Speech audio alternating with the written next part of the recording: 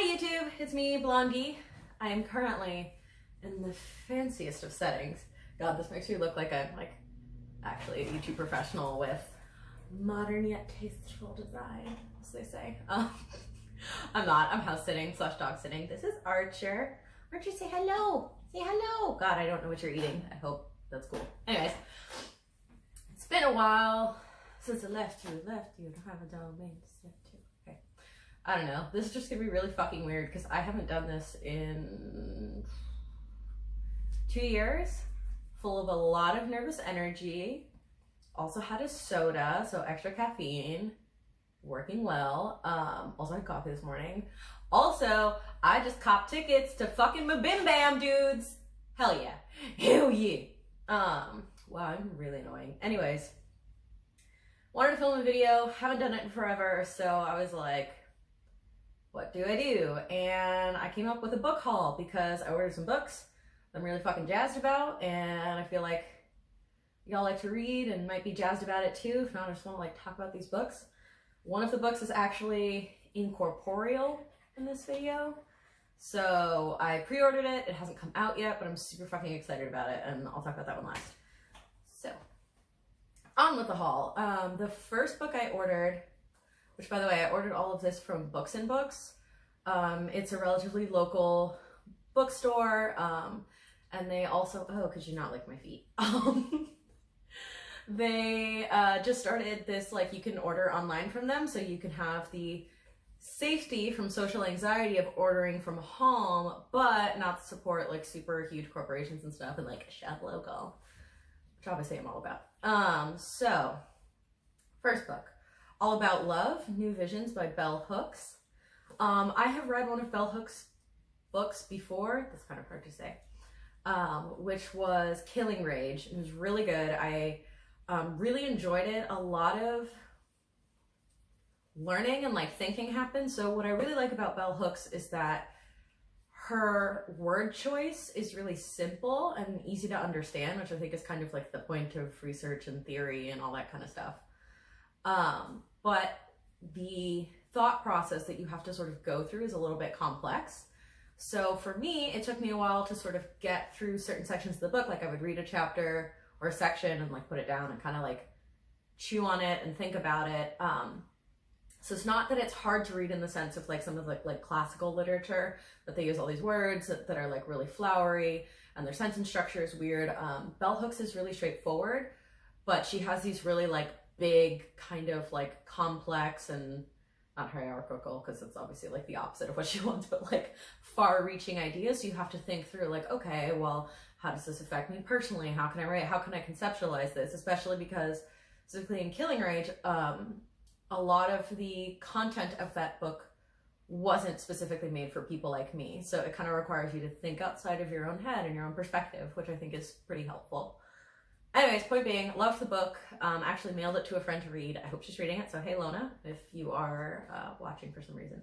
So I decided to get this. So that book was really good. This one is, as you can imagine, all about love. And I feel like, having read her first book, I am super, super excited to see what her thought process is on romantic love. I also think romantic love is a really unique and strange social thing. So what I can take from it from an academic perspective could be really cool. I am an academic shithead at heart, so I love theorizing about things and all that. So book number one. Book number two, I forgot I wanted this book, which seems really weird, but I've noticed when you don't have money, you're oh yeah, I want this thing, but I can't buy it. So you just kind of push it to the background. And then sometimes when you come into a bit of extra scratch, you're oh, holy shit, I remembered, I wanted this thing, I can buy it now. And that's basically what happened with this book. This book is by Anna Akana, a YouTuber who I absolutely love and subscribe to, and you should too. Her videos are awesome. They can be funny, skits, life advice, kind of just the whole spectrum of things. And I know she's also gone on to YouTube Red, making shows. She's also an actress, so she's been on Ant-Man and a bunch of other stuff mainstream wise. And this is a book called So Much I Want to Tell You, Letters to My Little Sister. Again, the title's pretty straightforward, forthcoming. So she lost her teen sister to suicide, and she talks about this frequently on her channel and how it's affected her life, her relationships, the way she thinks about things, etc. And what I really like about her channel is that she gives a lot of, I think, really thoughtful or insightful advice, or sometimes just questions like, hey, do you do this thing? Kind of making you introspect and think about that sort of stuff. So I think of this as sort of a collection of those things that I like about her channel. So just asking really poignant questions. I've heard it described as, you can imagine, a book of advice from a big sister, but someone who's actually like cool and not those awkward like your body and you type of things. Like, it's actually interesting and cool and things you might have wanted to hear when you were younger or even now. So I picked that up, was excited about that. And the last physical book I have is Making Ideas Happen by Scott Belsky. Apparently this dude does a lot of, I don't think my camera's focusing, but it's too late. If you do a lot of, what is it, like self-improvement or like business and leadership reading, you've probably heard of this guy. Quite a few people in my sort of social circle do that, and as soon as I said this, they're like, oh yeah, by this guy, and blah, blah, blah. This was suggested to me by my friend Lily, who's an amazing graphic designer. And we went longboarding one day, and we were just talking about books we were reading, things of interest to each other. She told me she was reading the, I can't say it, Bhagavad Gita. She was really enjoying it, which is like classical Indian literature, and also this book and a couple others that she frequently comes back to. And for her, she said this book is kind of essential because, like, as a creative or artistic person, sometimes it's really hard to get your ideas sort of out of your own head, if that makes sense.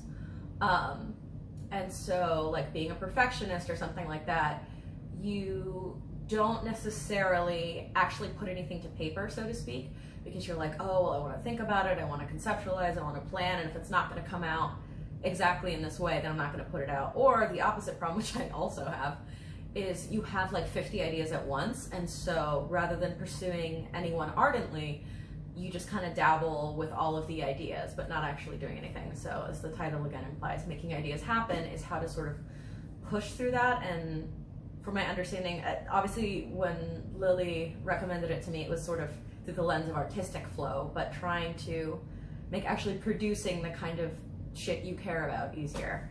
So I'm really excited for this. Also, just like a kind of general thing about me, I've noticed recently I've been reading 2 books at once generally, and I know not everyone does that, but how I sort of break it down is one like hard to read book and then one like easy book. So, or one fictional, one non-fictional. And that helps me keep it kind of pretty separate in my brain. So I use each book as sort of like a palate cleanser from the other, and that way I get to make it through books more simply. The last one I did this with was the Sabones book, which was really good. And that was the one I would read in between, oh God, what was that book I was reading? I think it's called 3 Cups of Tea, which I didn't end up finishing because of reasons. I don't want to insult this person, but yeah. So it's kind of just like an easy thing to do. If you like, sometimes it's weird, I guess in the like age of the internet, we get like tired of things pretty quickly.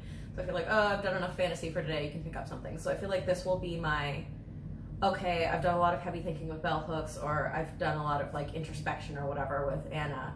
I'll have to kind of think about this, and I think this might actually help me keep on track with my YouTube and other creative pursuits I want to do. So we'll see. But yeah, so those are the books I have on me. The other book that I ordered or pre-ordered is the My Favorite Murder book. So if you haven't heard of My Favorite Murder, it is an amazing podcast by 2 absolutely fantastic women, Georgia Hardstark and Karen Kilgariff. Kilgariff, I'm sorry.